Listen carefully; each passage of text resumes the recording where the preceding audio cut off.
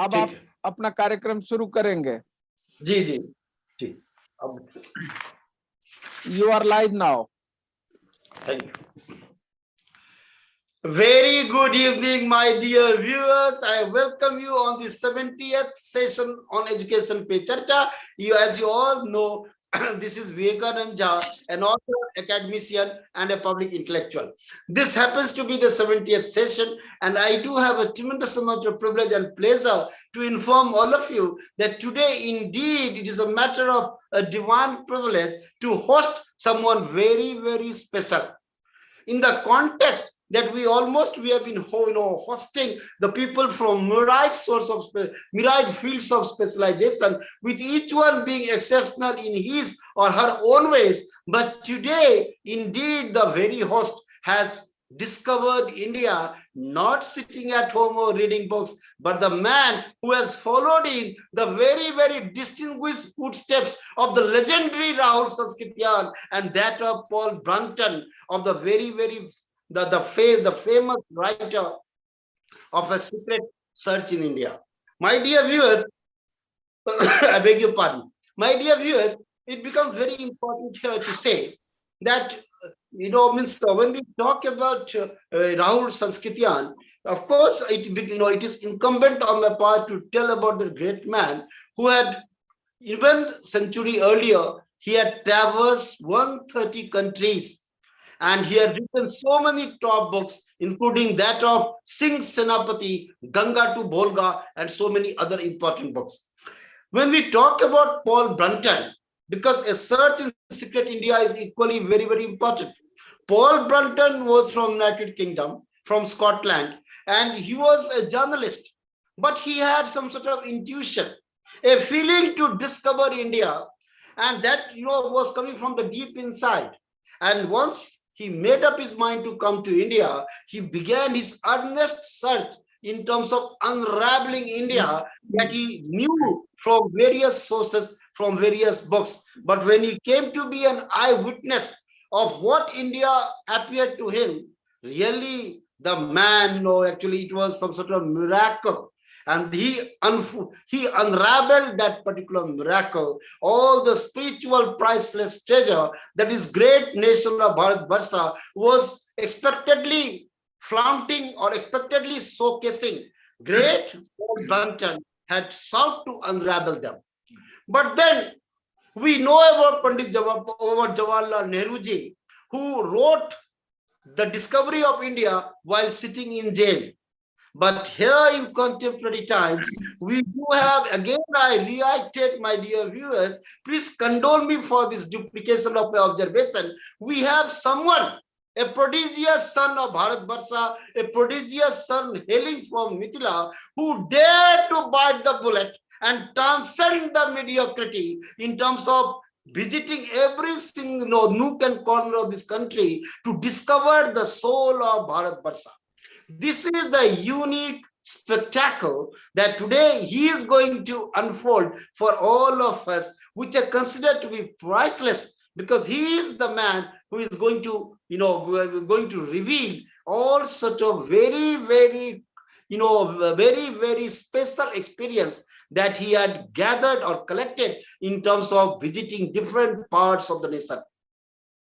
Here again, before I begin my introduction, I would like to inform to my viewers that Lord Buddha, before he finally, sought nirvana, because as per the Buddhist philosophy, when a great saint or someone, the soul is released from the body, it is called nirvana.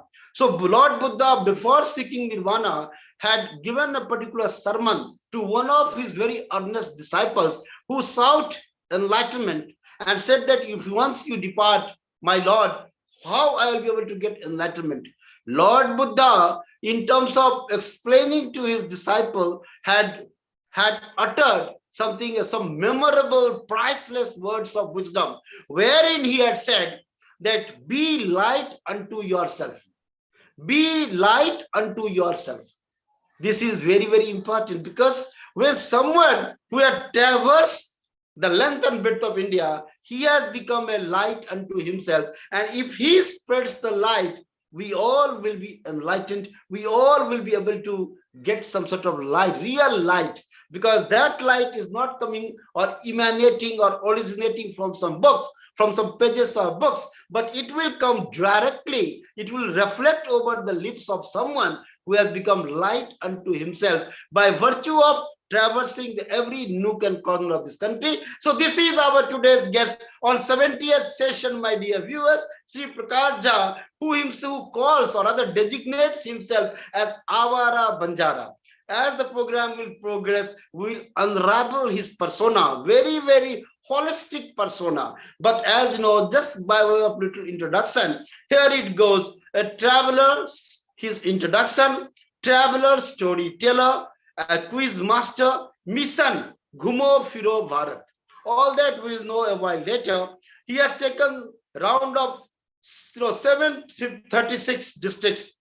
And of course, a computer engineer, from NIT Durgapur, a management graduate from FMS Delhi. So you can well understand he has a distinguished, he left his distinguished career, of course, after very illustrious experience with banking, which we'll come to know from his own mouth as the program program progresses. Mr. Prakash, we very much welcome you, sir, on this August show, because you are very, very special, not only for us, for the nation, because you have done the exemplary work which in the century back, which was done or showcased only by an Indian, that is Sri Rahul Sanskrityan. You are the second person to have done, or to have explored India, in a very truest sense of the term. So here goes the first question. We very much welcome you for today's August. So my dear viewers, since our distinguished guest is very, very special, today's program's duration is 1.5 hours. It might even exceed, because he has got so many present and very, very, very, very, what you can call it, very, very rarest of rare information to share with all of us. That is why we have chosen to extend the program, by half an hour. It has a duration of 1.5 hours, because we know so many important revelations. So first question here it goes, Mr. Prakash, Sri Prakash Jha, walking down the memory lane, if you can dig into your past and tell our viewers about your sophomoric years till your graduating as a computer engineer. Your take now, please. First of all, thanks a lot to you, Prabodh sir, and all of the viewers. It's always a privilege to be on your show. Talking about my sophomore years, like they say, the more deeper you look into the past, the farther you look into the future. So as a teenage boy, I guess my primary schooling happened in Ahmedabad. Subsequently, we moved to Bombay in the 90s. And I guess it was in Bombay wherein, I started seeing the world and growing up. Bombay exposed me to a lot of things, because the kind of colony where we were putting up in Bombay, it had people from all across the country. So there were people from Northeast, there were people from Central India, there were people from East India, there were people from down south, from West, from North. We must have probably touched almost all sports in some way or the other. We must have touched almost all extracurricular activities.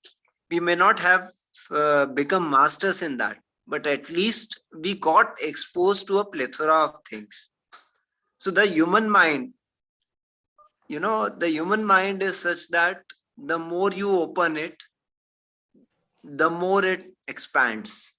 This is my belief, the neurons. So it was basically like the kind of mind. So I was in Bombay up to class 9. Then again, my dad got a transfer to Ahmedabad. So 10 plus 2 I did in Ahmedabad, which was like how a middle class family will, will have its own aspirations.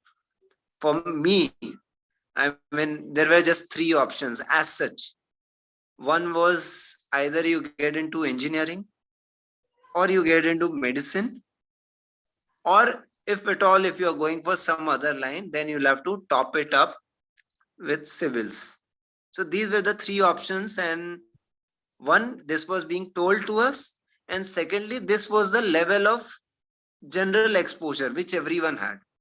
Because it was not a social media era or even a Google era. So not everyone was exposed to that level on the career graph. So I finished 12th and I got decent marks. I opted for computer science at NIT Durgapur, which was formerly called as REC Durgapur, Regional Engineering College. It is one of the oldest RECs across India. And it was, as India was getting industrialized in the late 50s and early 60s. So this was set up to basically augment the existing steel plant at Durgapur. So like we had an REC in Jamshedpur, an REC in Raurkela, then Durgapur, and a host of other places across India. I guess opting for an REC was one of the best decisions ever made by me. That decision was solely made by me. Whilst everyone in the family wanted me to choose a college in the vicinity, maybe in our own city, somewhere down the line, unknowingly, I had that urge to, see an altogether different place. And somehow, maybe fortune, you might say, fortune also might have played a big part in this entire selection process. But somehow it was, it just so happened that I landed up in Durgapur. The moment it was Durgapur, and then I was given a one pager wherein it was mentioned where is Durgapur on the Delhi-Havda line, 160 kilometers in the steel plant. The moment, now you imagine there's a 17-year-old boy. Okay, it is not the Google era. It is not the social media era, but I was always interested in quizzing right from my childhood. So I would read a lot about, and especially geography and history was my forte. So the moment the term Havda came, I was like, I had never been to Havda before. I had been to Bihar, but not Havda. So the moment it is about Calcutta, Havda, Bengal, it evokes an altogether different kind of emotion. Like this, Bengal ki Sandhi Sandhi Khushbu. That was the first emotion which, started planting up in my mind. And I was like, okay, I'll go to Havda. I'll see the number of platforms that Havda station has. And then finally we reached Havda. From there we went to Durgapur. Next 4 years in REC Durgapur, I can say after my Mumbai stint, probably this was the turning point in my life. Like the norm in an REC in those days was every state had a certain number of seats, pro rata their population. So we had people from all across India, and there were all different streams, right from computer science to civil engineering to MTech and stuff. We were ragged like anything. In those days, it used to be said like after REC Bhopal, REC Durgapur had the worst, track record in terms of, ragging. But we survived. And then the next 4 years, just imagine, it was not just me, 2000 kilometers away from home, you coming once in a year. There is no, like the hall in which we were putting up had around 350 pupils. There was one landline. There was absolutely no connection with back home. Once in a month, the call would come, and even then it would, be busy or something, or the other would just, not allow it to ring.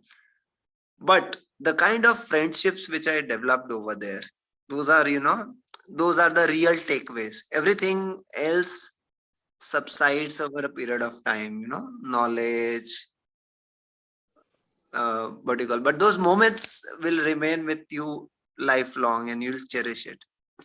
So there were, I mean, obviously, out of a batch of 400 people, you'll have people, I mean, more or less, everyone was like, everyone must have done exceedingly well in their entrance test, and only then someone comes over here. You opt for IIT, you miss out upon that, then you go to for bits and then you come for RECs or other state colleges. So amongst them, there was one guy from Uttar Pradesh. We became very close pals. This guy was very different because he would, never cram anything. He was always opposed to rote learning. And he always stressed upon, the mind factor. I guess he would always question up things. He would provoke you to think, basically.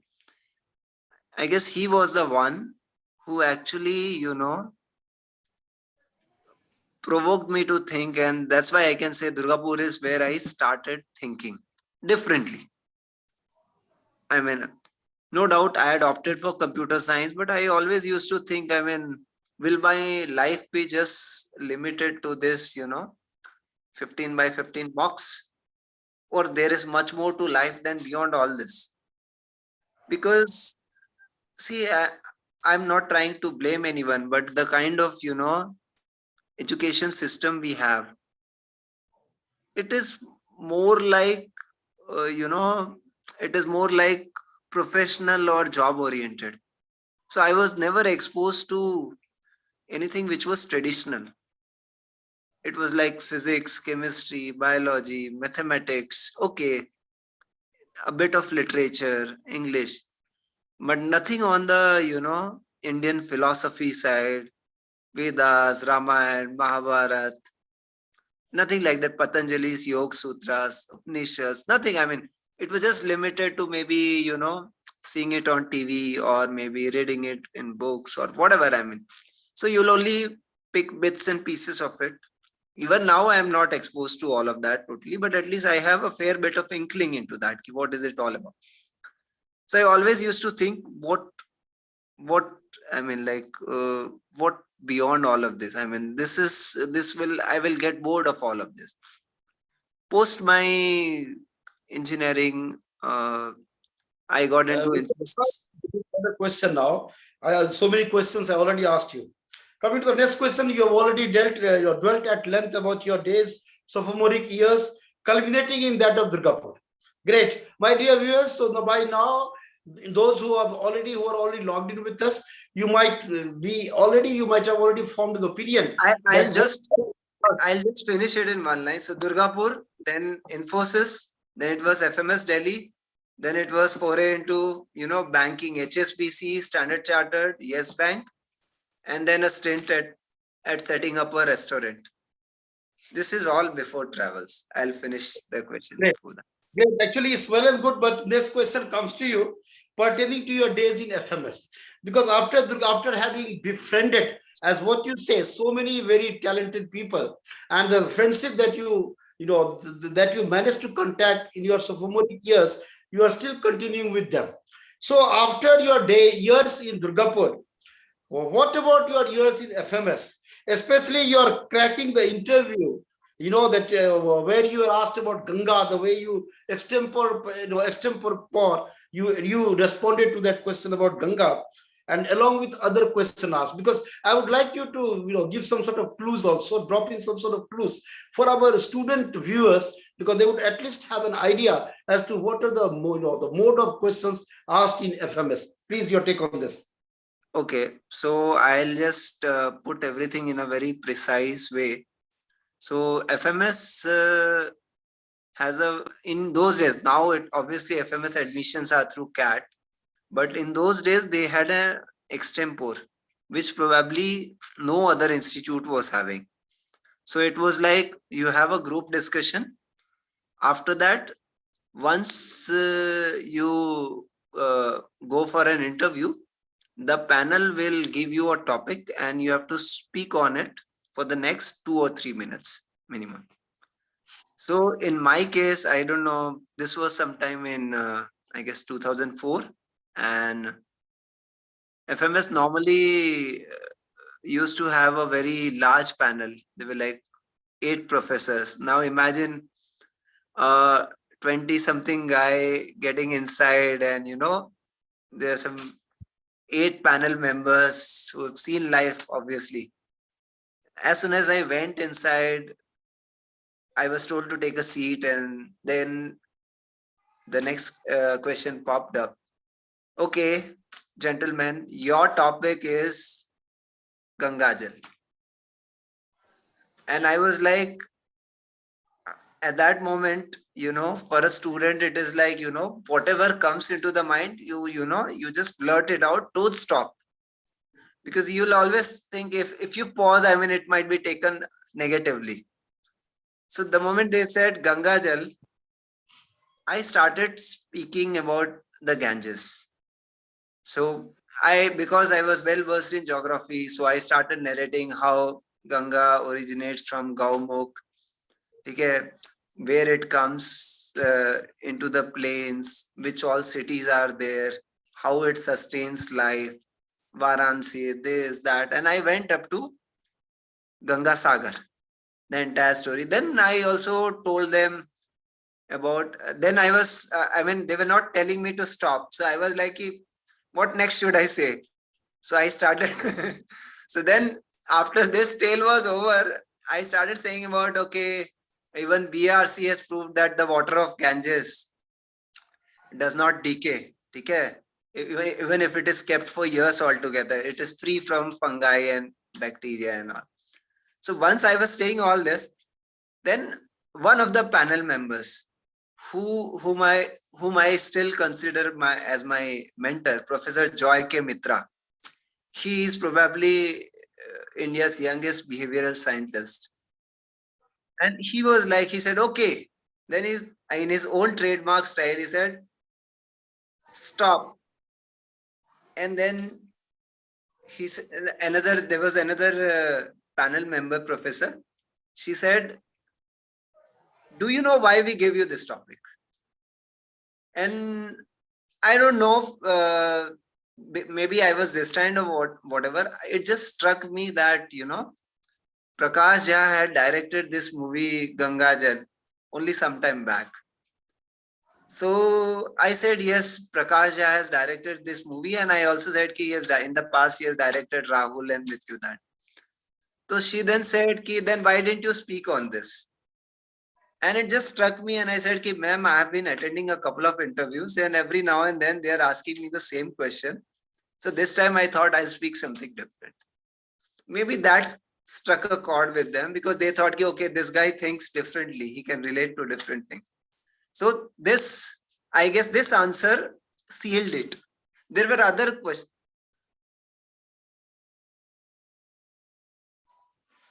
It's got muted.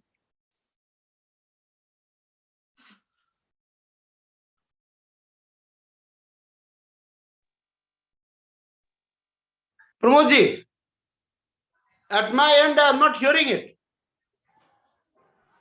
Am I audible now? Yes, please. Okay. Yeah. Okay. So I'm saying this answer probably sealed it. Then there were a lot of other questions like pertaining to where I was working, like Infosys, what is your job profile, and what are the responsibilities you are handling and stuff like that. And then about my engineering and a couple of questions about computer science. But I guess आवाज नहीं आ रही है, आप लोग अपना check करिए. No, actually, now I am getting the voice. आवाज नहीं आ रही है. अब आ रही है मेरी आवाज? Yes, it is coming to me. हाँ. तो ये questions थे. बाकी कुछ there were other questions pertaining to computer science and Infosys and towards the end I was told that all the best for your stay in Delhi. So I guess so this was it. I mean, like, Thanks a lot. The crux is, I mean, if there's any takeaway for people who are aspiring for, आवाज नहीं आ रही है. any what you call MBA degrees, or even for that matter, generally for any interviews, the crux is you basically have to consume the time of the interviewer in your area of competency. So if you are able to do it, you will crack it. Fantastic. Because it all happens subconsciously. Rest all questions then just becomes a byproduct. Yeah. My dear viewers, what our distinguished guest, actually his piece of advice or piece of counsel would be that whatever may be your area of competency, if you can manage to keep all the interviewers engaged in that particular area of focus, that means you win that particular day. This is the very, very invaluable piece of advice our distinguished guest has tendered based on his own experience with that of FMS. Thanks a lot. Next, Prakashji, we are coming to the next question now. Your days with different banks, that is HSBC, Yes Bank and all that. If you could just share with our viewers in just about your experience with these banks, please. Okay. So my first stint in the banking sector was with Yes Bank. Yes Bank had just started in 2005. And because I had actually, I and my couple of my other friends as a team, we had stood second in a business plan contest that was sponsored by Yes Bank. So just imagine this was an FMS, and due to that, I got an interview call with them later on and it got converted. So what I'm trying to tell you is that everything happens for a reason and there is a reason to everything. So I got into Yes Bank and I got into a decent corporate banking profile. So basically in banking, generally, I mean, the first choice in those days used to be investment banking, then treasury and then corporate banking. So in corporate banking, my profile was basically catering to the financial needs of all corporates in the Gujarat region who had a turnover of more than 1,000 crores. So basically, it could be anything like, cash management services or treasury services, or you want a short-term loan, or you want a term loan for 5 years, or you want a dollar loan, which is called as external commercial borrowing, or you want to go for an IPO, or maybe you want to acquire some company, okay, or maybe you have some requirements on the trade side, like almost every manufacturing company will have some import export. So you want to open some letter of credit, you want to give certain bank guarantees in terms of whenever you are making a what you call pitch or something.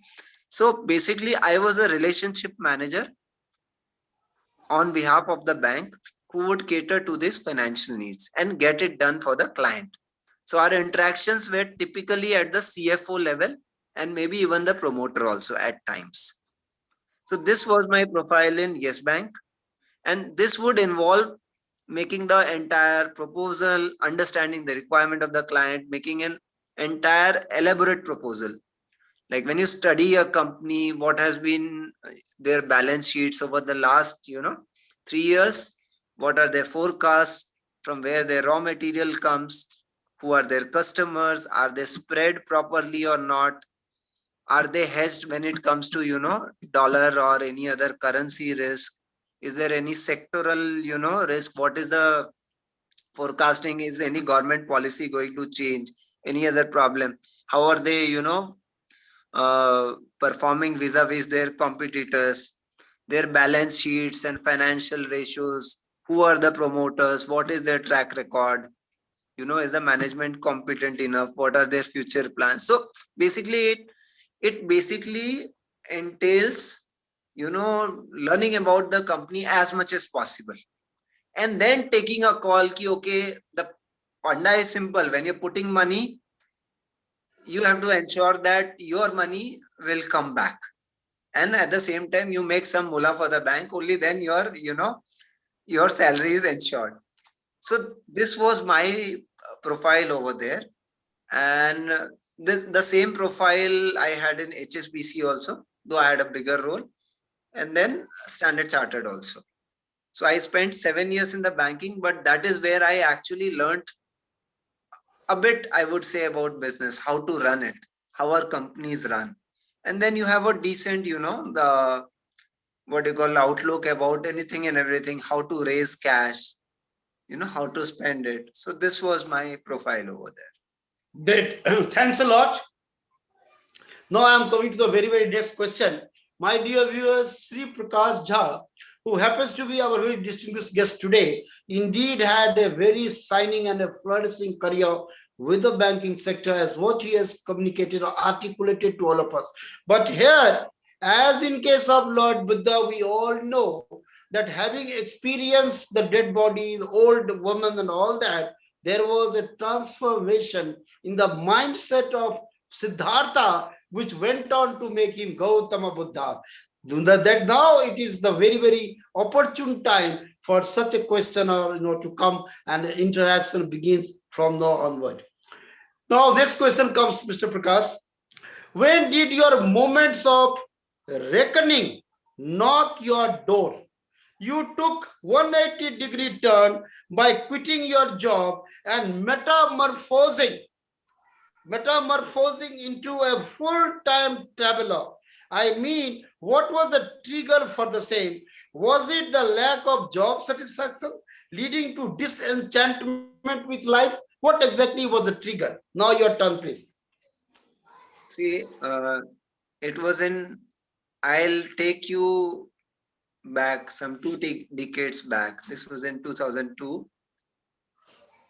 I was preparing for my MBA, and then one day I just happened to get inside one of the premier institutions, MBA institutions. It was one of the numero, management institutions, and I just happened to get into their library and see. I don't know whether this is chance. I happened to land upon a book which was titled as A Search in Secret India by Paul Brunton. I read the first few pages. I was so intrigued by it that over the next 1 hour, I must have read at least 30-40 pages. Then the library was about to close. I mean, I thought I saw the publication year and it was somewhere in the 30s. I thought, where will I get this book? I didn't want to take it, but the curiosity, the what the Hindi word they say, utsukta itni zyada thi ki I took that book. I said, I'll read it. I read it over the next couple of days. After some time, I again came back, entered the institution, and put the book in the right place as a good Samaritan, because I didn't want to steal it. I just wanted to read. The story about Paul Brunton is already well known. He always has that urge to, explore India. He comes to India, travels the length and breadth, and then finally meets his guru and then goes back. So I was, as a 20-something guy, I was intrigued, how can someone, staying 10,000 kilometers away, leave his family and, his career and everything, and then just comes back to explore India. But this was long back. I didn't know why I happened to, get that book only, and why did I read it. After 2013, 2013, July 31st, in fact, 30th July was my last day in the corporate world.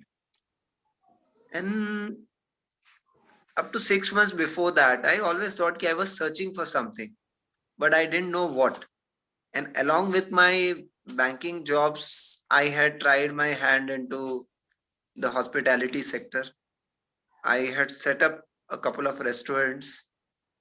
I had taught for some time, but somewhere down the line, that satisfaction was not there. I always thought maybe there's something more which I'm searching, but because I would start something and after some time I would get bored. So exactly 14 days after quitting the corporate world, I was like, Rishikesh is calling me.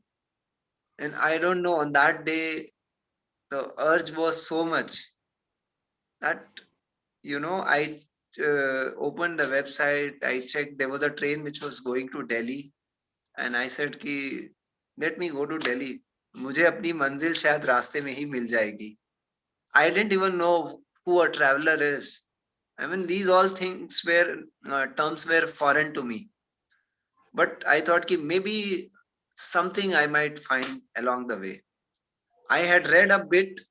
I won't say even a bit. I had come across some quotes of Mark Twain, some quotes of Rahul Sankrithayan. Rahul Sankrithayan ji, when he has this, his one of his most famous quotes is सैर कर दुनिया की गारिब जिंदगानी फिर कहाँ सैर कर दुनिया की गारिब जिंदगानी फिर कहाँ घर फिर घर फिर जिंदगानी मिल भी जाए तो नौजवानी फिर कहाँ. So I had read this. Then there was another quote which I had read, which was, put up at one of my seniors' cubicles in the corporate world. It was a quote by Mark Twain. He is an Indophile. 20 years from now, you'll be more disappointed by the things you didn't do than by the ones you did. So start sailing, catch the trade winds in your catch the trade winds in your harbor, explore, discover, and something like that.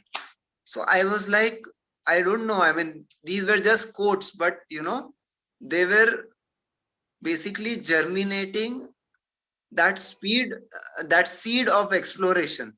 The seed was germinated in 2002, maybe even before that, maybe karma, I don't know. But they were, helping it to germinate. And then 14 days later on, I just left for Rishikesh with just a bag, a sandal, couple of t-shirts, shorts, a mobile, and a charger, and some basic stuff. That was all I had, because in my 7 years of banking, I was never ever free. I mean, like, I could always feel that, like they say in Heathrow Airport in London, every 3 minutes there is a flight. Maybe I don't know exact. I'm just saying. I was like, there used to be a call from this client, that client, some operational issue, this, that. I was never ever free.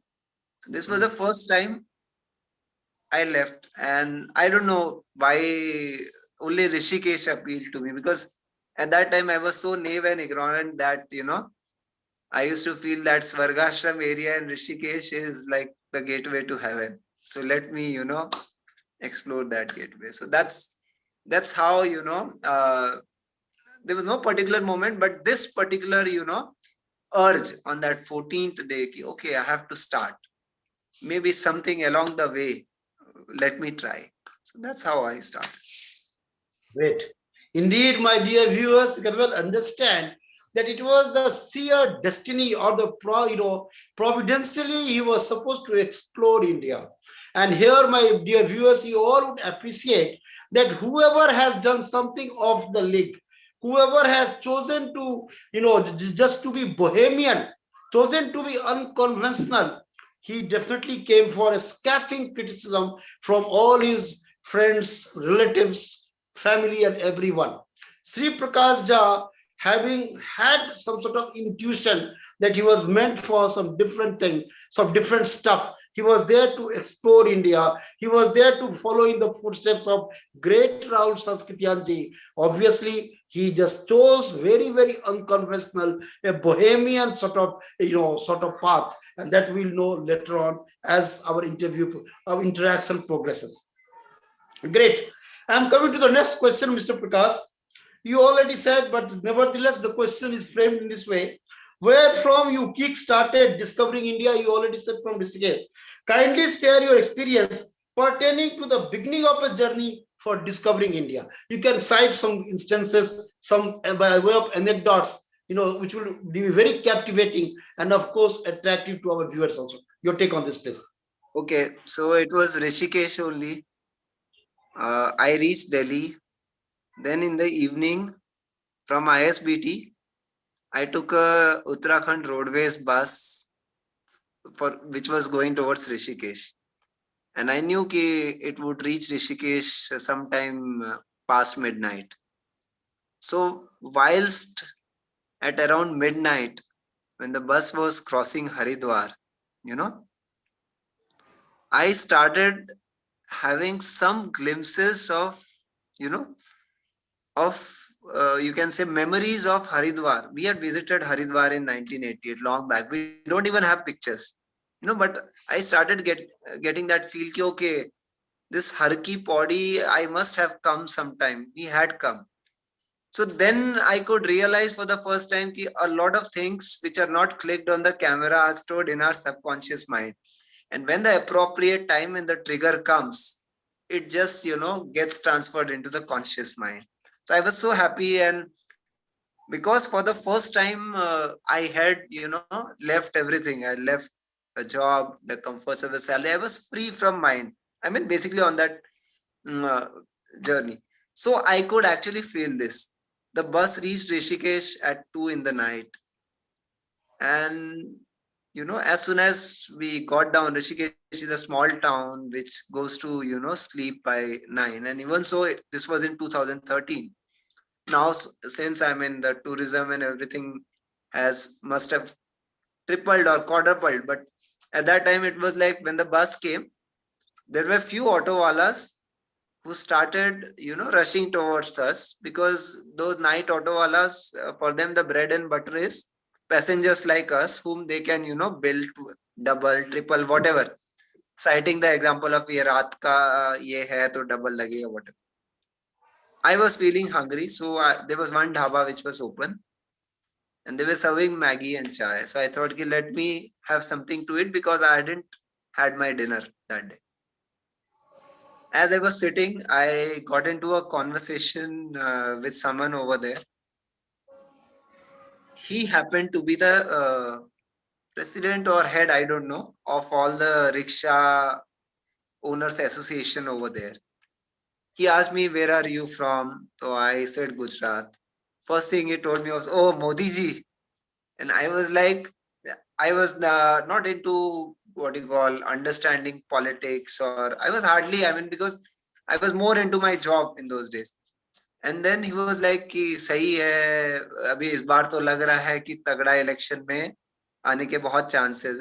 We talked at length. And then meanwhile the Maggie came, okay, and we befriended each other.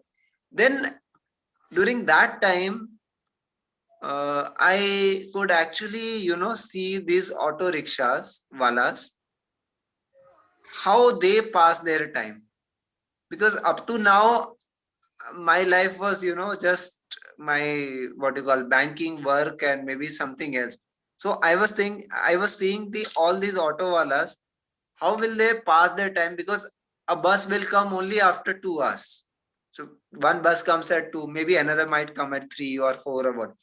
So they started playing what you call, either they would play cards, or some of them would, draw something and play what you call chopper or whatever. And uske baad, but I was observing all this because for the first time I was free. मैं इत्मीनान से चीजों को देख रहा था, feel कर रहा था. This is a very small thing. लेकिन मैं देख रहा था.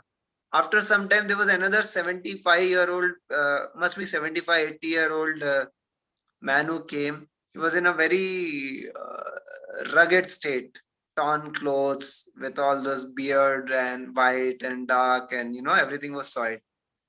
And then he said कि मुझे चाय पिलाओ. So these people said, हाँ बुड्ढे चाय तो पिलाएंगे तुम्हें, लेकिन पहले शोले का डांस दिखाओ.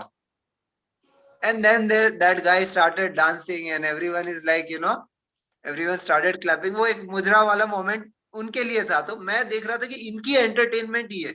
हमारी entertainment is multiplexes, ठीक है, pubs, ठीक है, maybe on a cruise, on going to a luxury this, or maybe sports or something. So they were doing. उसके बाद then when he finished his dance, they gave him a cup of tea. Then someone said, इसको और एक और देंगे, एक और कर. So they were doing all of that. So I was saying, see, each to his own. This was my first instance wherein, I had started observing the world. And then by now, because I had befriended this guy, then told someone कि okay, इनको आप है ना hotel में इस फलाना hotel में छोड़ देना. I didn't know anything about Rishikesh. What is Lakshman Jhula? Just I knew the names Lakshman Jhula, Ram Jhula, and maybe Swargashram. Because Rishikesh was flooded uh, in a very devastating way couple of months back. So, everything was in a total state of disarray. But they gave me a room which was opening directly into the Ganga. Morning 6:30, I could see I could actually listen to the pure gurgling waters of the Ganges, especially when it would, the waters would touch the stones along the banks and then just recede. And then there was a arti which was happening in the temple. So it was so mesmerizing. It took me to an altogether different world I had never imagined, I had never experienced before. Because our trips were to, Uday Nivas, this place, Sri Lanka, Greece, here and there, but I never had exposure to such type of transcendental experience. And I started walking. I said, where is Lakshman Jhula? I had aloo parathas. I went along Lakshman Jhulas, seeing their souvenir shops, this, that. Then I started walking along the Swargashram area. Then there was Parmarth Niketan, then Vanprasth, then Ved Niketan. It was an altogether different world. I had tea, जो कहते हैं ना इत्मीनान से बैठ के गंगा जी के सामने. There were people from all walks of life I was seeing. There were hippies. There were, people who had come to learn yoga. There were people who had generally come. So, I was like a baby, which was just getting an inkling into the world. For the baby, every moment is a learning experience.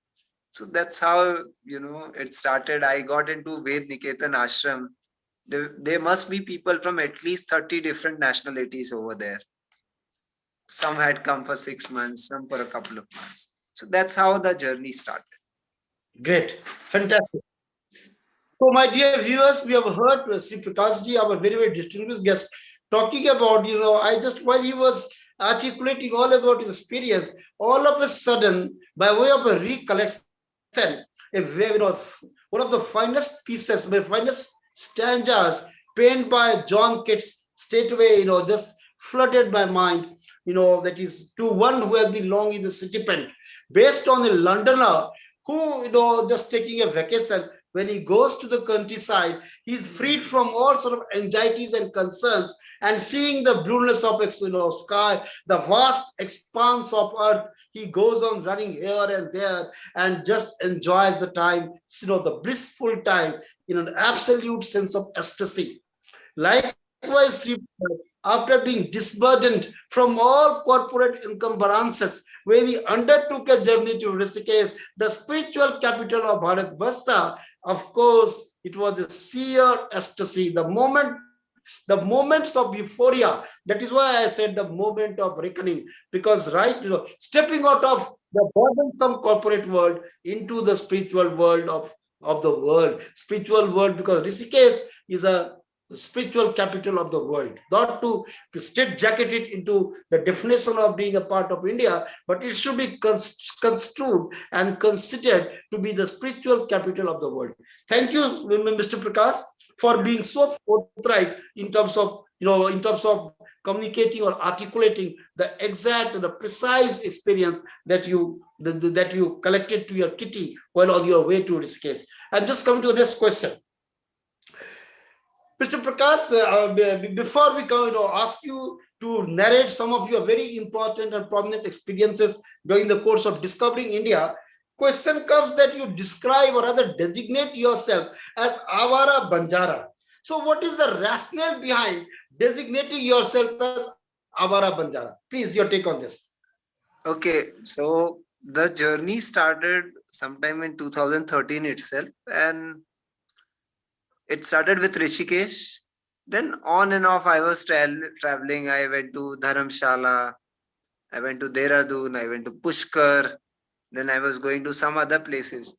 And somewhere down the line, I guess in 2015, I guess, I thought I was told by a couple of friends that, now since you're traveling so much and you are on this part, you should have, some sort of like every, a lot of the writers have their pen name attached. So you should have some name or something like that, which resonates with what you are doing. And I'm more like a thinker. I believe in that uh, Japanese way of working. I walk slow, but I don't walk back. So basically, I was thinking what should be the name. I mean, like it has to be something which resonates also, and it has to be something catchy also. I mean, like so I must have pondered for at least 15 days. This is what I recall. And after some time, after so much of thinking and a bit of googling and seeing here and there, it's like the way a lot of things came out of the samudram after the samudra mantham, na?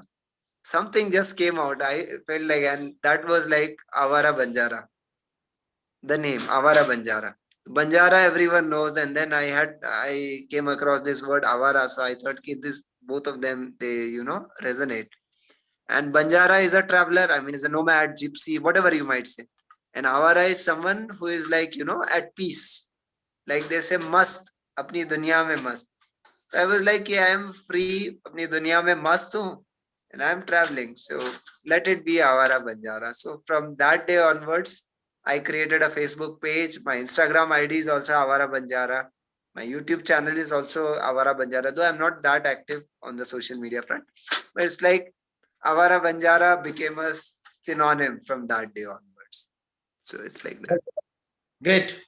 Mr. Prakash, my dear viewers, of course, my dear viewers would like to know, because while kickstarting today's very, very important session, I compared you with Sri Rahul Saskrityanji, because what Rahul Saskrityanji must have done, of course, in macrocosm, you are doing it in microcosm of unequivocally.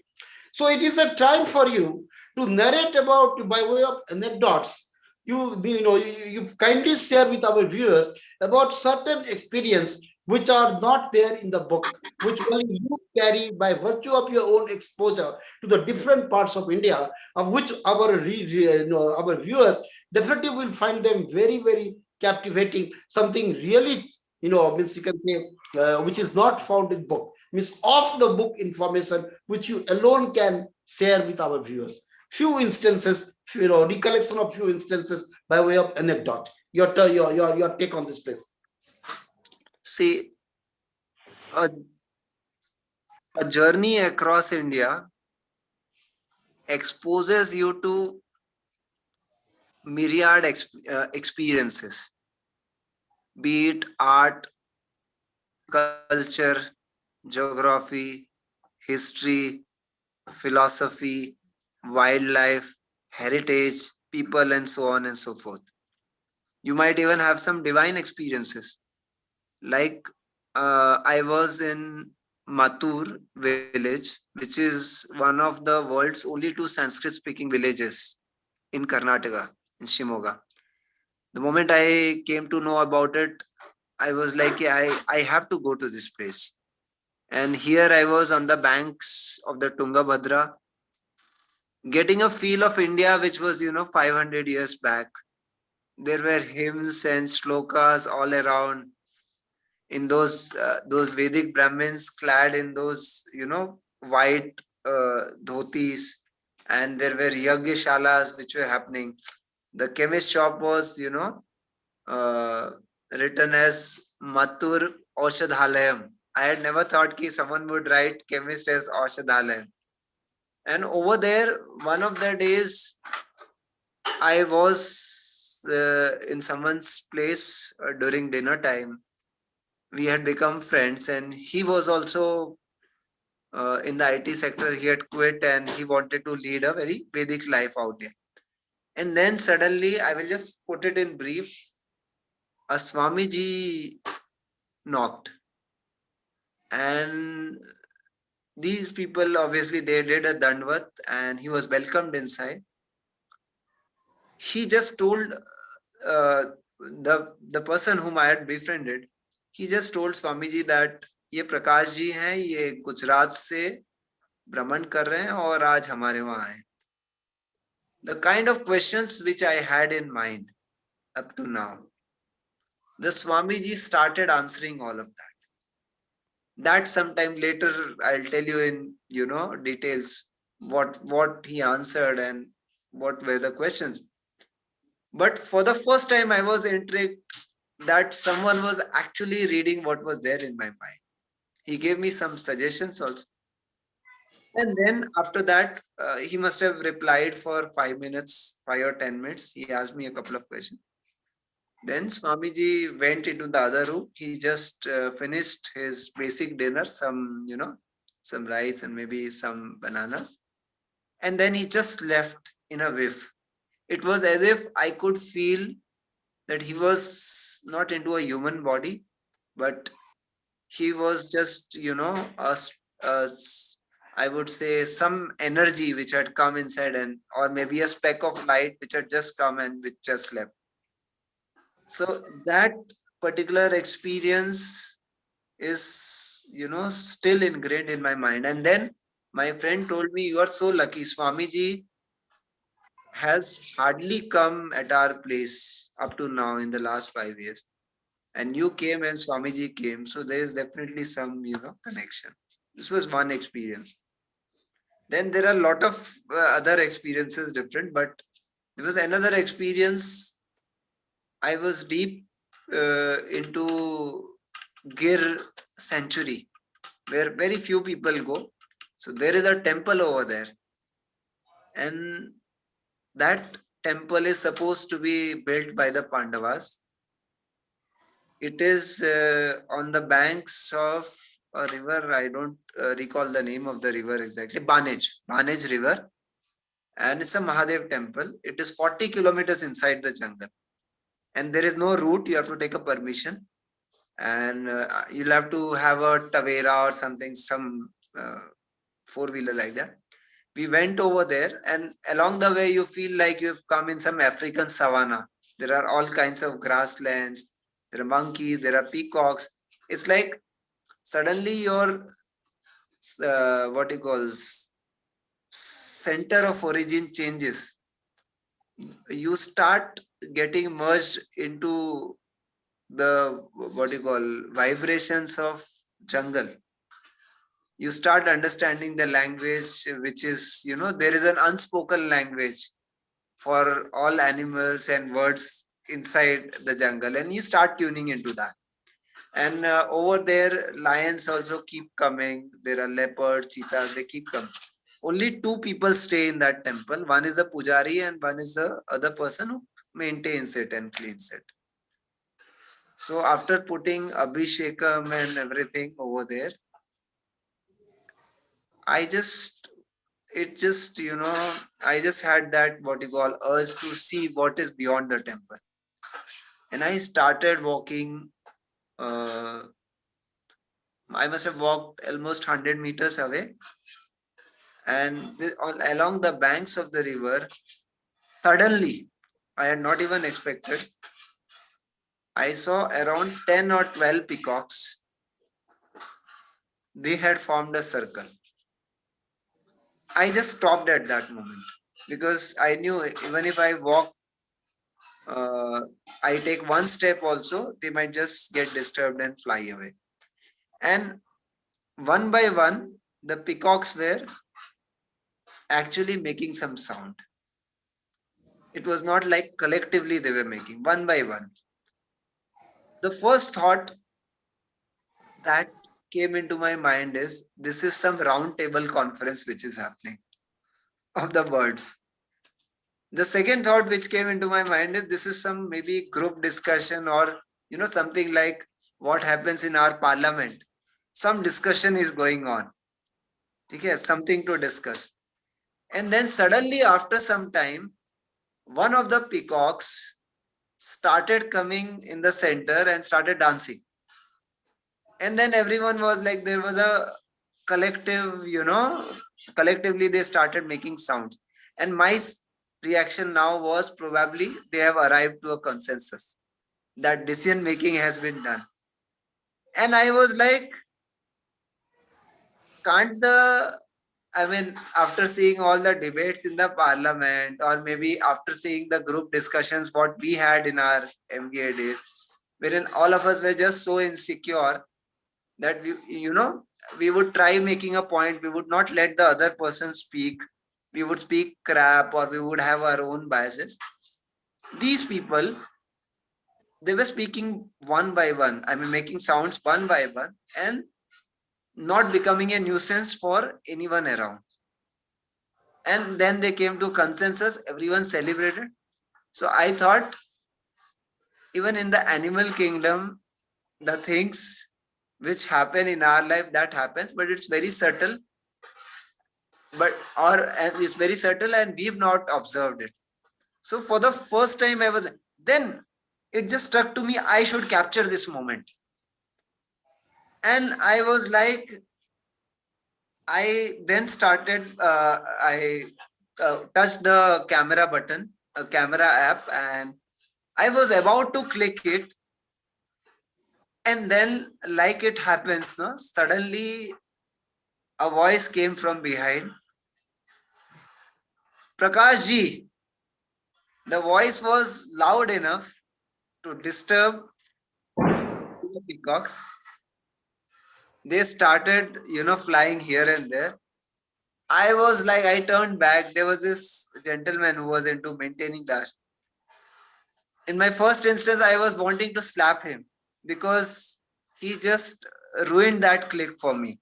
But next moment itself, I understood no, it is not his fault. He had basically screamed Prakashji because there are lions and cheetahs over there. So he thought because I am new to that place, I might become prey to them.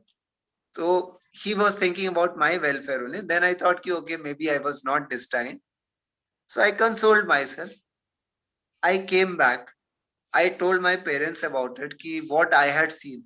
I said, I can never imagine I can see something like this. I mean, you might read about this maybe in the wildest of your imaginations, or maybe in your dream.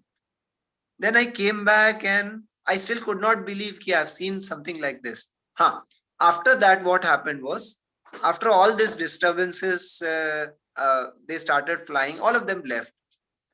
So then, after consoling myself, I went to that place. Over there was no trace except that one feather was left behind. And I thought probably the peacocks have left some memory for me. I took that feather. I still have it reserved and it will be with me for the rest of my life. I came back. Then I narrated this story to one of my friends. And he has also roamed across India considerably on his bike. You know what he said? He said, Prakash, I met some sadhu along my journey. And that sadhu had told me that nature will always keep, Mother Nature will always keep the best moments with her. It will never allow you to capture it. You are still lucky that you have seen it with your eyes. You may not have clicked it, but it's got ingrained in your mind and you will cherish it lifelong.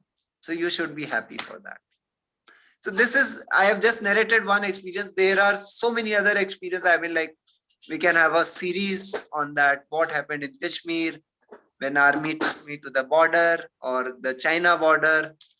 I've seen a bit of Bangladesh. I went into Myanmar also. What happened at Bihar School of Yoga, which is the #1 yoga institution. I experienced yogic life for a couple of days. What happened when I landed up in Varanasi, and for 4 or 5 days, I just became numb on the ghats. It was like, eat, sleep, and drink on the ghat. And I was seeing that entire philosophy of human life unraveling in front of me. So like that, there are myriad experiences in Pushkar, in Madhya Pradesh, in Maharashtra. I went all the way up to the origin of the Godavari. So it's like it will never end, but I just narrated that experience because that was something very different. During the Kumbh Mela, I met so many different types of, uh, yogis, even dhongis, Swamijis also. Then upper in the Himalayas during the Char Dham Yatra also, there was a couple of incredible experiences when I went to Kedar, but maybe for some other day. Great, great.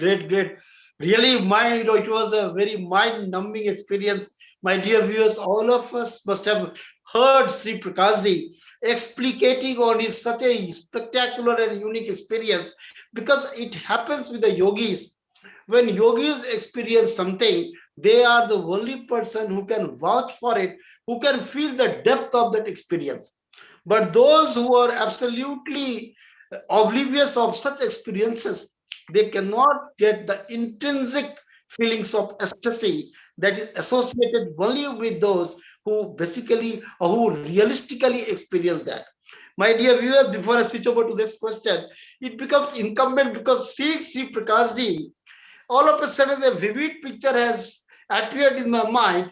Great Rishi Aurobindo, whom Nadiya Palkiwalaji in his one of the classic books, We the People, had described as the greatest mind, Indian mind since independence, almost had a very resembling look as what Sri Prakashji is having today. In his younger days, Rishi Aurobindo indeed had a very resembling and striking look like that of Prakashji. Maybe great Rishi Aurobindo's blessings had been showered upon him, that only resulted in his discovering India, seeing the real face of India, not only from its spiritual perspective, but from different cultural, social, political, economical, from so many perspectives. He had sought to unravel the what we can say this is a unique India.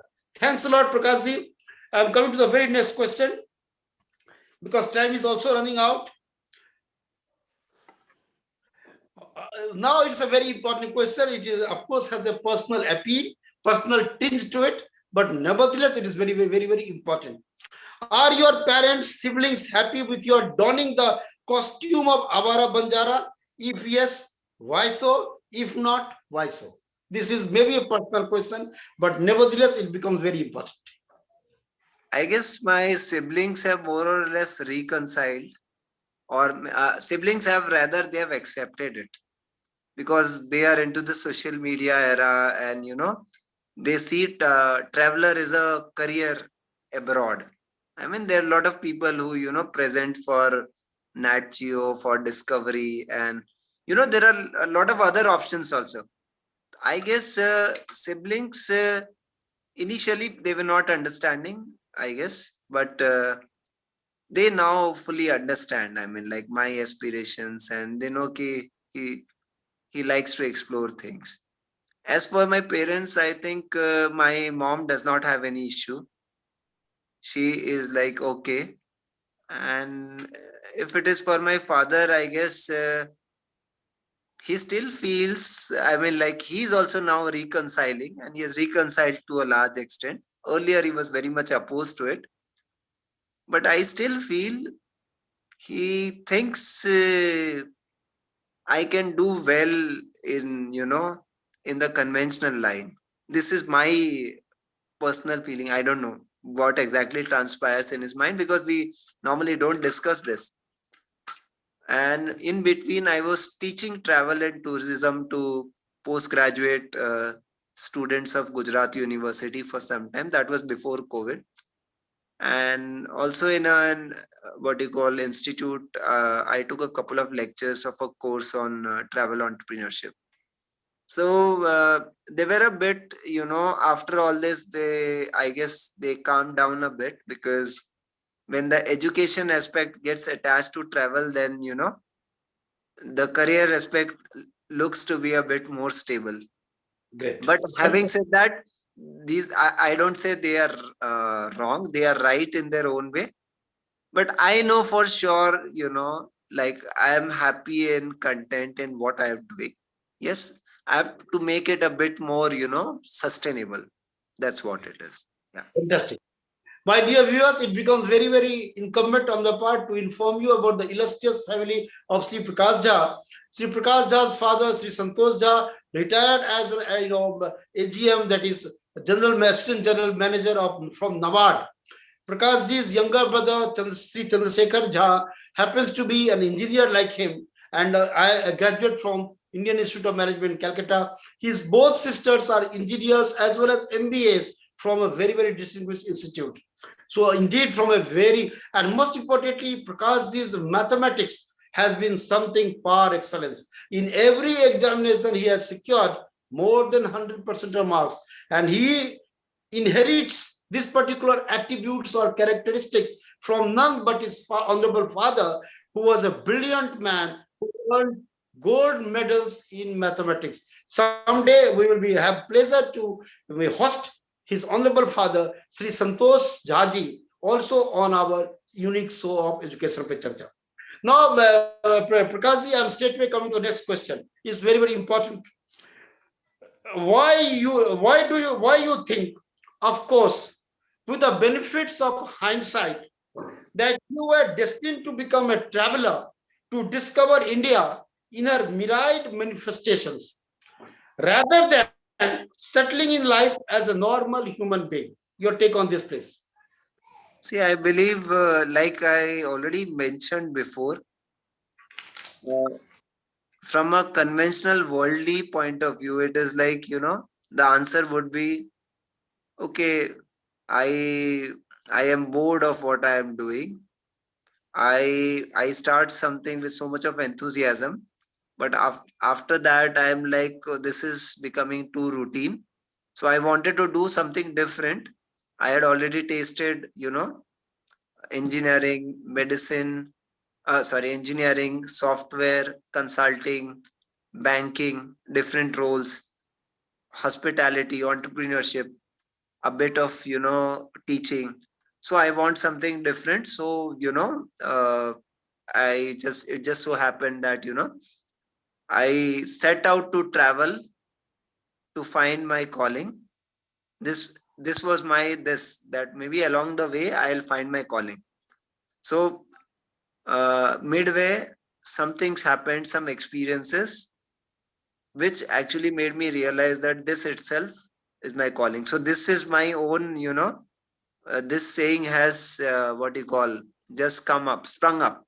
I set out to travel to find my calling, only to unravel that travel itself was my calling.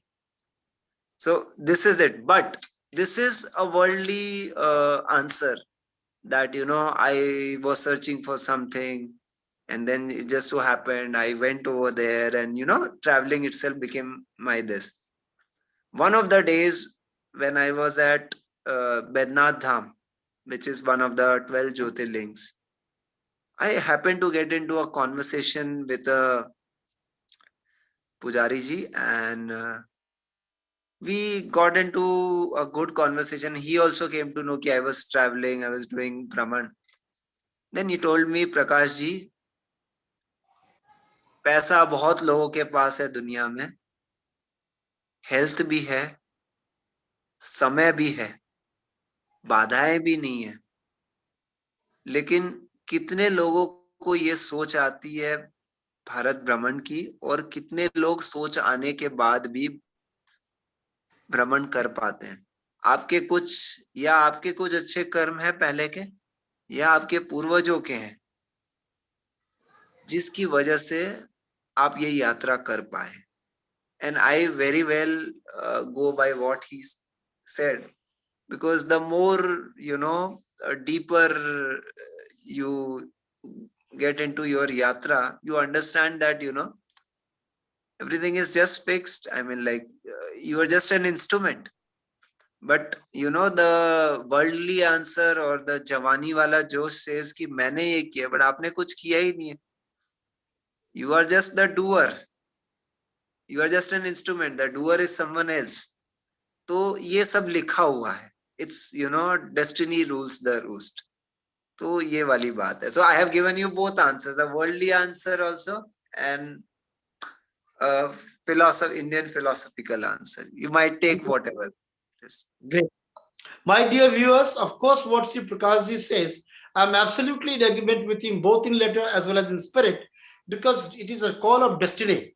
And as he says, I'm also absolutely in agreement that you don't do anything. It is somebody, some power, which is getting done through you, because you are so simply an instrument. It is absolutely because I remember my conversation with another great stalwart river Putra, Dr. Sri Dinesh Misraji, whom we have already had the pleasure to host on Education Pe Charcha. Time and time again, he has already reiterated that it is not he who has done. Because Dr. Dinesh Misraji was an IITian from Kharagpur, but he spent his whole life in exploring the rivers of Bihar. None ever had done the work that he had done. So he informed me that at times I feel that I am not doing anything, but it is somebody who is getting done the work from me. Absolutely, what Prakashji says, my dear viewers, it also becomes important here to say that when you do something off the league, when you try to go off track, which none of your ancestors or your family members had done, you are bound to face resistance. You are bound to face criticisms. You are bound to be censored, and you should be prepared for all that. But a time will come when you are the only person who leaves his mark behind, while all others will go as pedestrian. They come and they go without leaving their mark. None will remember them after 50 years or after they are no more. But it is only those who dare to transcend the mediocrity, who dare to embrace uncertainties and dare to explore the world beyond, he alone leaves his mark behind. And Prakashji happens to be one which I reiterate, or which I say time and time again, because he is the Rahul Sanskrityan. Even after 100 years, Rahul Sanskrityanji remains an immortal figure for the world, not to speak of India, but for the world. Likewise, even though in microcosm, but nevertheless, Prakashji too is destined to leave his footmarks behind for generations to follow in his footsteps, because he is in the process of writing 3 volumes of travelogues, and that indeed will be something exceptional for the world. We have heard him narrating such a wonderful story, that how he had been a witness to peacock conversation like a parliament in the animal kingdom. Where from we get all this to know? Only from such people who dare to experience them. That is something really, what we can call it, exceptional in today's world. Prakash, it is why I tell you that, and that also I emphasize on it rather emphatically. I say that after 50, 60 or 70 years or 100 years, Prakashji's family members may not be relevant. Only Prakashji will be relevant, because he has chosen something unconventional life and explored India the way Rahul Sanskrityanji and great Paul Brunton had done century ago. Coming to the next question, Prakashji, unequivocally, I am absolutely, and I tell you from both heart as well as the expression of my soul, because I believe that the mediocrity governs humanity. It is only those who dare to think beyond, like our own in Mithila, Dr. Sandeep Jhaji has done by virtue of establishing a university, especially in such areas which is flooded or which remains inundated for the entire year. Dr. Sandeep Jha could dare to go beyond. And since Prakashji was talking about, I straightway remember when I had an interaction with his father. He's a chairman of Sandeep Foundation. He got a job in Oil India, but Sandeep ji did not accept the job. He was busy teaching engineering students. Entire family stood crestfallen. I spoke to his honorable father, his mother. Both of them said to me that entire family, was a pall of gloom descended upon the whole family. For so many, for years, they lived in some sort of state of discomfiture. But today, when I ask them, with the benefits of hindsight, what is their overall evaluation and experience and about their mood, they said they feel very, very happy. And their son is like Shravan Kumar, because they are being so much cared by two permanent servants being appointed to take care of both of them in the village Sijal in district Madhubani. So that is there. When you do something exceptional, you always face the resistance. But a time comes when you only sign on the horizon as, you know, as some sort of Shravan Kumar, or as someone who has really done something exceptional, something unconventional. So that is where Prakashji indeed wins the brownie points, which maybe people are unable to see today, unable to fathom today, but a time will come when he alone will be relevant. That I say emphatically, truthfully, and of course, the thought which comes from deeper, deeper of my heart, as well as through an expression of my soul. Now, come to Prakashji, since we are also, the time is a very, very limiting factor, we are coming to this very, very important question.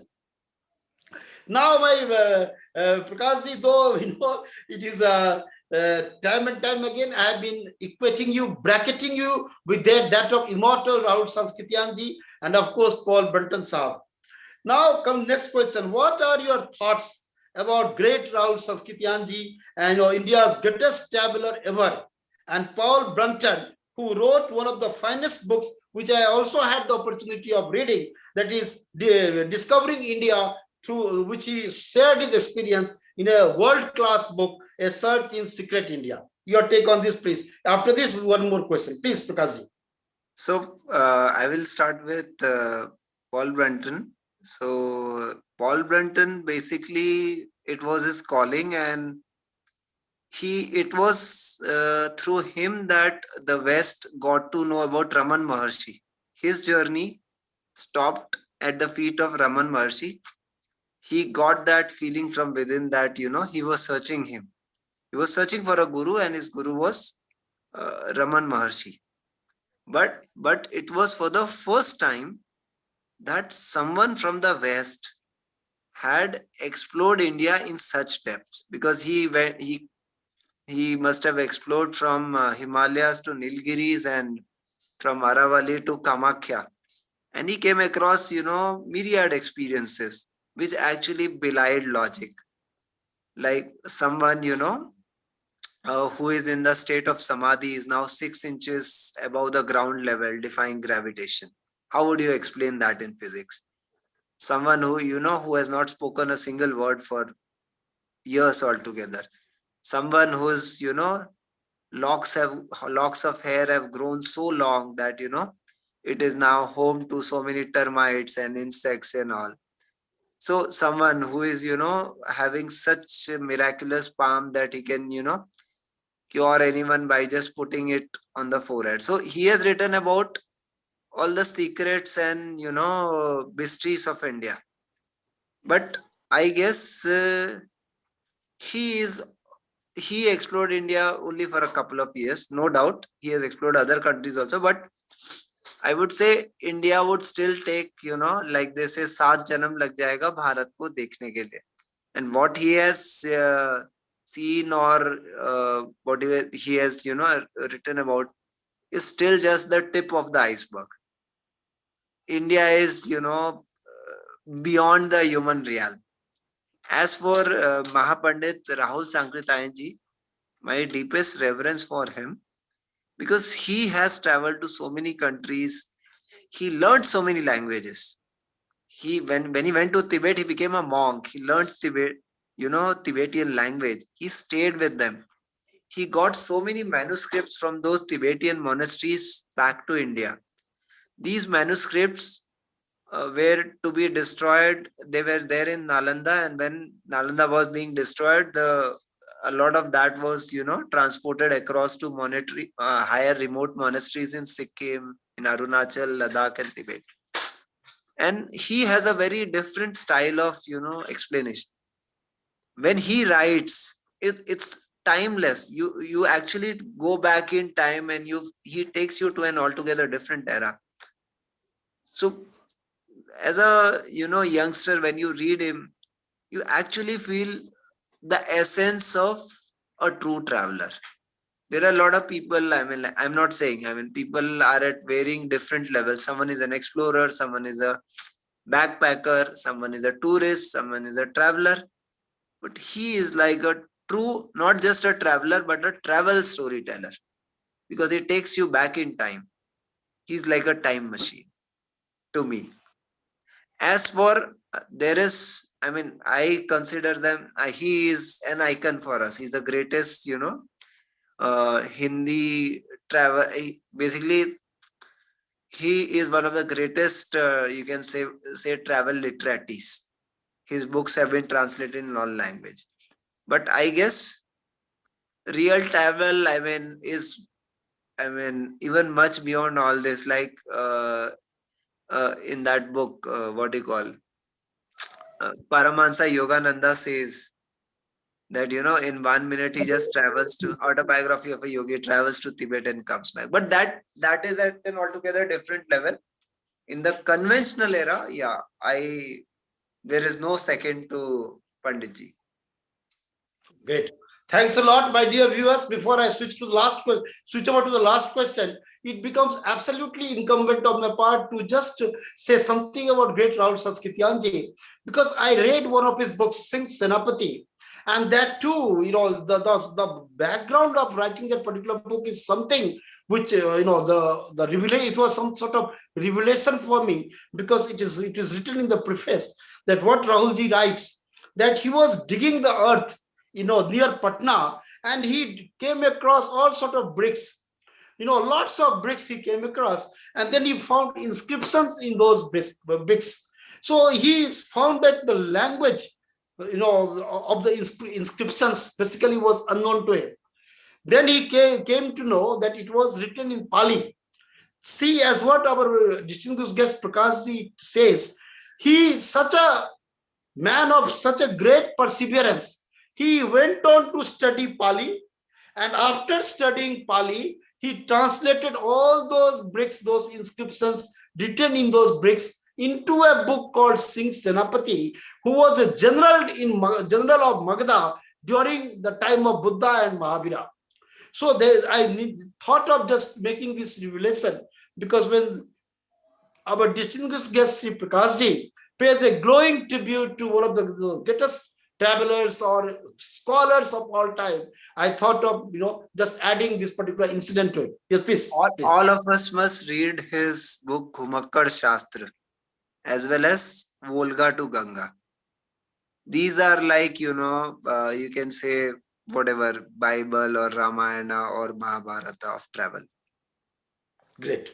Thanks a lot, Prakashji, for furnishing all our viewers and all of us with this great piece of information. Last question, Prakashji, because of course translation will have to be done. Time is running short. Today, very important by way of your message. Today, as you have traveled 736 districts of India and unraveled India to the best way as you could, within given the time constant and other constants, what is your special message to the students community and fellow compatriots about India you discovered, which you think is different from India they claim to know? Your take on this, please. See, first a minor correction. I have not traveled to 736 districts. I have set foot on maybe more than 100 towns and cities of India. But my mission is to, empower 100 million people to rediscover Bharat by traveling digitally or physically to all of these districts of India. This is a correction. My message, I am no one to, prescribe or recommend or something, because like I said, I'm just like a river that is flowing bank to bank and meeting its own fate, just a drop in the ocean. But I feel everyone, especially the young crowd, they should at least once endeavor to see India, because India is a world within the world. India is very, meaningless word. When they start, they'll start with India.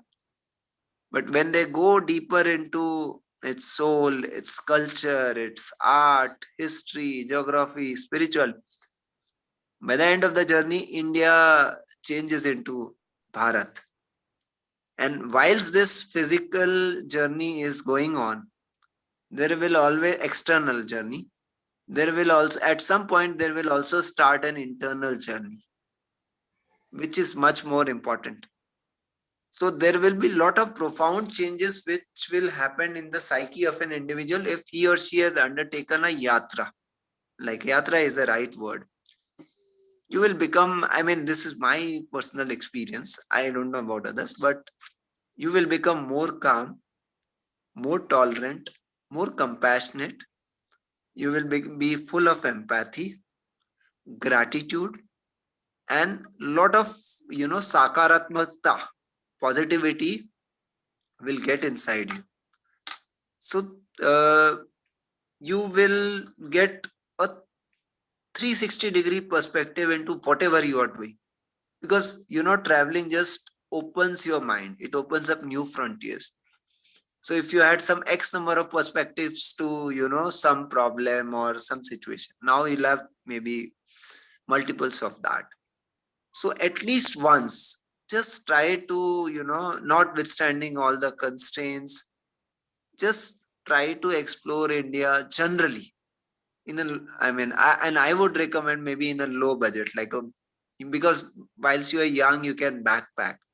So then you are on the ground and you see it in an altogether different light, away from what is portrayed in the media, in the newspapers, in the TV, in the books. So that is your first-hand experience. It basically changes you as a person. And like I'm again reiterating what Rahul Sankritai ji said, na, सैर कर दुनिया की घारे जिंदगानी फिर का, गर जिंदगानी मिल भी जाए तो नौजवानी फिर का. So you can travel at any point of time, but do it in the prime of your life. Great, great, my dear viewers. Can you please just add one question from my side? Okay. The question is that as a student, some people have limited budget. As Mr. Prakash ji has traveled all over India, so he has a great experience on how to travel India on budget, maybe. So can you please ask him to help with that? How can someone? One of the my nephews in Calcutta, he's sitting beside me. He says he ask a question. He requests me to ask a question to Prakash ji, that how a student, though you have already explained, but he would like to know how a student with a limited budget, with a budgetary constraint, if at all he aspires to travel across the length and breadth of India, not covering the entire length, but say some good prominent places, how can he think of implementing his dream, implementing his aspiration? This is your question. Your take on this, please. See, the first thing is the desire has to be very strong from within. Like they say, na, jaha cha hai wahan raah hai. If the desire is very strong, you'll find a way. When I started, I was very clear. First thing is you should be ready for a minimalistic lifestyle that you should implement in your life right from here on. So what I would do is, I must have taken third AC. I never went in flights. There was only twice when I took a flight. One was from when it had snowed for the first time in Khardungla. So from Leh, I had no other option. The road had got closed and the flight had become cheaper than the road. And second was when I was going from Chennai to Port Blair. So I was wanting to go by ship just to get a feel of that experience. But, there were warnings that, some cyclone might come. What I'm trying to say is you travel cheap. You travel by sleeper class. You can do it. You travel by, non-AC buses. Okay. I have stayed in temples, in gurudwaras. Okay. At times, the Indian Army also hosted me. Okay. At times, I have spent the entire night under a tree. Okay. Times I have spent on the railway stations. In normally, even now, when I go to any place, I normally search for hostels or dormitories. And because I was putting stories on social media, there were a lot of strangers who hosted me. So your main costs are, one is traveling and second is accommodation. So if you are able to manage these two, you can even join some organizations like ISKCON or Art of Living, or maybe other organizations which have got ashrams all across, Shivananda Ashram or whatever. I mean, like they've got. So you can go and stay at a very, affordable price over there. There are a lot of places wherein you can volunteer. You can go and volunteer over there in return. And if you are, if you're someone who is blessed with, if you can design something or write something or do something on the net. Now, these days, everything is gone online, even yoga, whatever. So you are traveling along and maybe you can make it more sustainable through some online work. So this is all. Thank you. Great piece of advice. Now, my dear viewers, of course, Prakashji has a lot to say, but time is the biggest constant. As for food, that's not much of an issue because food is available at an affordable price everywhere, almost everywhere across India. You can have food in ashrams. Great. So, my dear viewers, of course, today we had a very, very intellectually scintillating session, in as much as the man we hosted today is really very, very exceptional, because he discovered India not by virtue of reading books and all that, but by traversing the length and breadth of India, different parts of India. So, of course, Prakashji, today he has enlightened, be light unto himself. As Buddha said, he is the man who has followed in, by virtue of his own experiences that he has collected over a period of time, that he allocated for gathering the myriad experiences that came to his credit. My dear viewers, before I request our, Sri Pramodji, valued partner, for translating the text of today's conversation, just an announcement to make. Our next distinguished guest is Sri Deepak Thakurji, who is the son of former Union Minister Dr. C.P. Thakur, and he himself is an industrialist and economics graduate from that of JNU. He is going to be our next distinguished guest, Sri Deepak Thakurji. Now I am inviting Sri Pramodji to quickly translate the text of today's very, very scintillating conversation, with our very, very august guest, Sri Prakashji. Please, Pramodji, it is your turn now.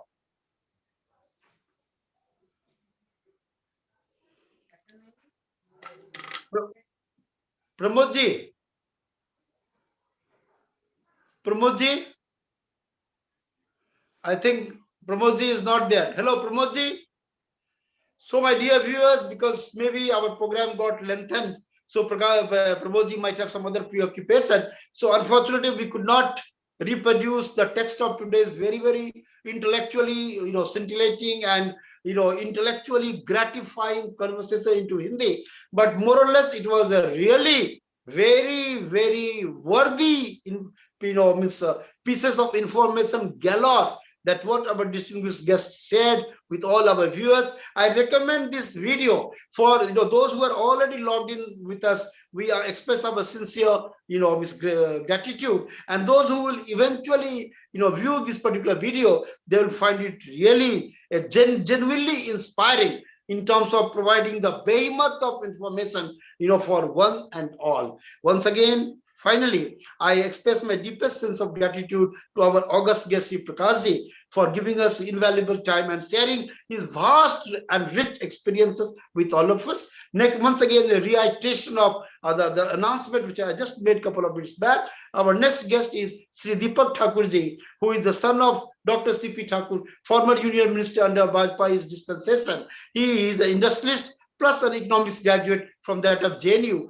He is going to be our next esteemed guest. With this, since I return all of you to our studio once again, thanks to Sri Prakash Jhaji for being so forthcoming with all sort of information, and that has been gushing forth, because he indeed intends to share his own discovery of India in his own myriad ways. Thank you, Prakashji, and thanks to all our viewers, and thanks for sharing with all of us, for joining with all of us. Thank you, Prakashji.